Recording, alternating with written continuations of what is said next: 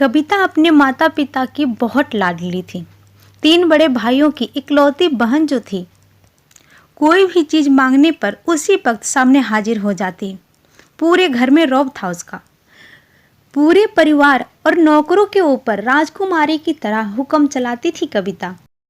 School में भी पूरा रौब था उसका। बड़े घर की लाडली जो थी वह, ऐसे ही उसने कॉलेज में दाखिला लिया। उसके ठाट बाट, बड़ी गाड़ी में आना जाना, हर दिन नया फैशन देखकर उससे हर कोई दोस्ती करना चाहता था। थोड़े ही दिनों में उसके बहुत से दोस्त बन गए थे। पूरे कॉलेज में उसकी अपनी ही एक पहचान थी। उन्हीं दिनों उसके घर एक रिश्ता आया। खानदानी लोग थे और पापा की पुरानी जान पहचान भी थी उनके साथ।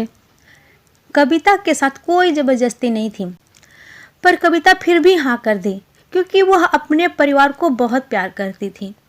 वो जानती थी कि वह लोग उसका अच्छा ही सोचेंगे। लड़के का नाम राज था। राज काफ़ी पढ़ा लिखा और समझदार लड़का था। ससुराल वाले भी बहुत अच्छे थे। ससुराल में कविता की जगह वैसी ही थी जैसे मायके में। घर का कोई भी काम कविता के सलाह के बिना नहीं होता। सबकी लाडली बहू बन गई थी वह। फिर उसने एक बेटे को जन्म दिया। उसका नाम राहुल रखा गया। राहुल कविता को जान से भी प्यारा था। पोते को पाकर ससुराल वाले भी फूले नहीं समाते थे। कविता कभी कभी सोचती कि कितनी अच्छी किस्मत है उसकी। उसका हर अपना उसे कितना प्यार करता है। चाहे जीवन में कैसा भी समय आए, मेरे अपने हमेशा मेरे साथ हैं। मैं कभी अकेली नहीं हो सकती। कितनी खुशकिस्मत हूँ मैं। पर शायद कविता की खुशी को उसकी ही नज़र लग गई थी। एक दिन वह मायके जाने की जिद कर बैठी।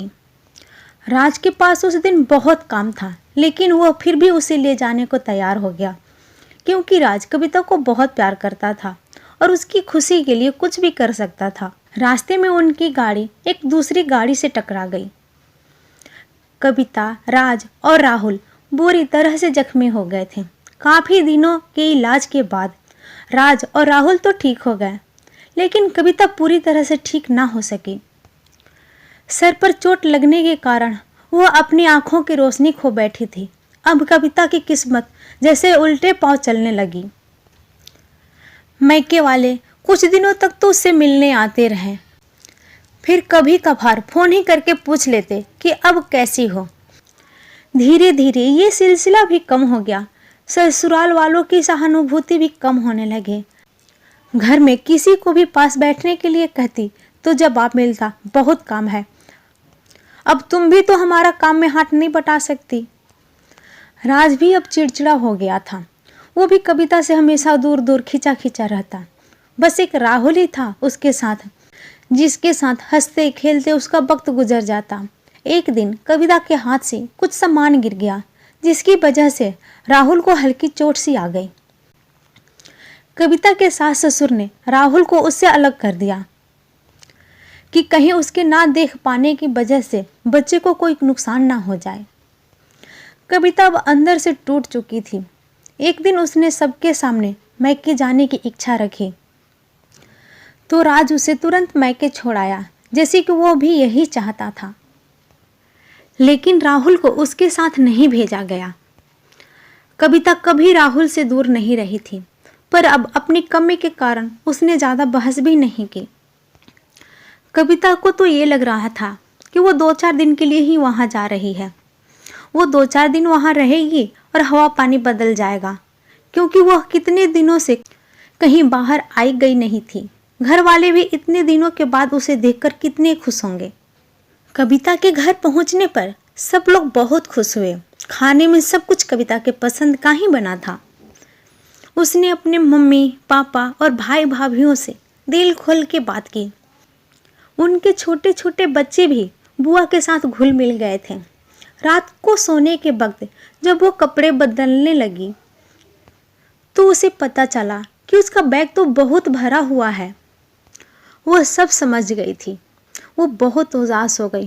कुछ दिनों तक तो सब ठीक रहा, फिर जैसे सब बदलने लगा, सबका व्यवहार बदल रहा था।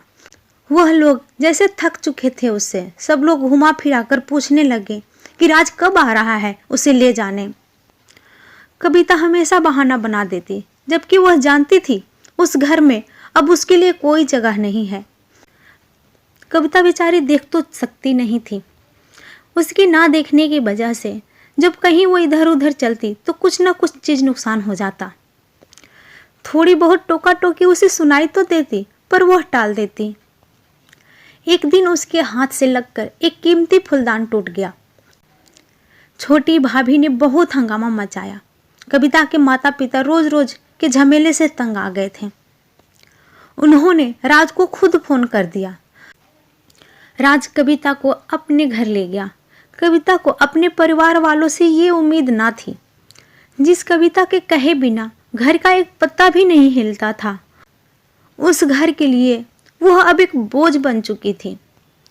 राज के साथ ससुराल आते वक्त वो बहुत खुश थी, क्योंकि वह अपने घर जा रही थी, अपने जिगर के टुकड़े राहुल के पास। परंतु यह खुशी भी कुछ पल की ही थी। सारा बंदोबस्त पहले ही किया हुआ था। कविता को सीधे ऊपर वाले कमरे में पहुंचा दिया गया। राहुल से दूर रहने की सख्त चेतावनी दी गई। उनके घर में एक काम वाली थी जिसका नाम था लता। लता को ही उसकी जिम्मेदारी सौंपी गई, जो कविता की खाने पहनने जैसी सारी ज़रूरतों का ध्यान रखती। कविता अब हमेशा खामोश खोई खोई रहती, ज़्यादातर चुप ही रहती थी। कभी कभार काम वाली लता से थोड़ा बातें कर लेती, उसके जरिए राहुल का पता चल जाता। कविता बस मन ही मन सोचती रहती, मैं पहले सबकी लाडली बेटी और बहू थी, आज मैं सबकी लाडली से उनकी बोझ बन चुकी हूँ। इस किस्मत ने भी कैसा खेल खेला कि मुझे लाडली से आज एक बोझ बना के रख दिया। कविता सोचती और रोती रहती। उसकी ज़िंदगी यूं ही गुजरने लगी। कविता बेचारी थक चुकी थी ऐसी ज़िंदगी से, इसलिए एक दिन तंग आकर उसने आत्महत्या कर लिया और अपनी इस बोझ भरी ज़िंदगी से मुक्ति पा ली।